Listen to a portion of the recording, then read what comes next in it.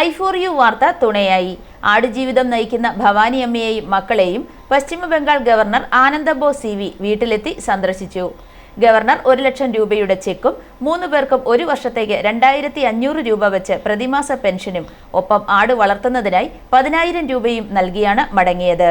98 വയസ്സുള്ള ഭവാനിയമ്മയും അവിവാഹിതരായ മക്കളായ സരസമ്മയും ഉഷയും അനാരോഗ്യത്തിന്റെ നടുവിലും ആടു വളർത്തി ജീവിതം മുന്നോട്ട് നയിക്കുകയാണ്.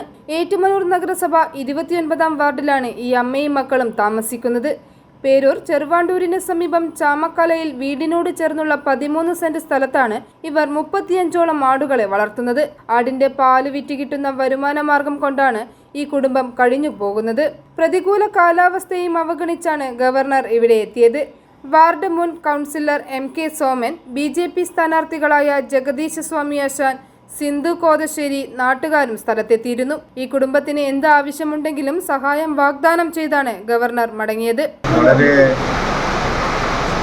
സങ്കടകരമായ ഒരു കാര്യമാണ്.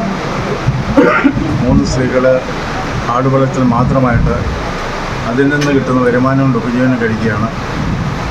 അവരെ നേരിട്ട് കാണുമെന്ന് തോന്നി അവർക്ക് പ്രതിമാസം 2,500 രൂപ ഓരോരുത്തർക്കും രാജ്ഭവൻ്റെ വകയായിട്ട് 1 വർഷത്തേക്ക് സ്റ്റൈപ്പൻഡ് കൊടുക്കാൻ തീരുമാനിച്ചത് കൊടുത്തു. അതിൻ്റെ കൂടാതെ ആടുവളത്തിന് വേണ്ടിയിട്ടൊരു 10,000 രൂപയും ചെയ്ത 1 ലക്ഷം രൂപ കൊടുത്തു.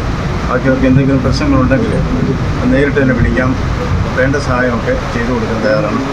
ഇത് വളരെ എല്ലാവരുടെയും ശ്രദ്ധ പതിയേണ്ട ഒരു കേസാണ്. i4u news, Ettumanoor.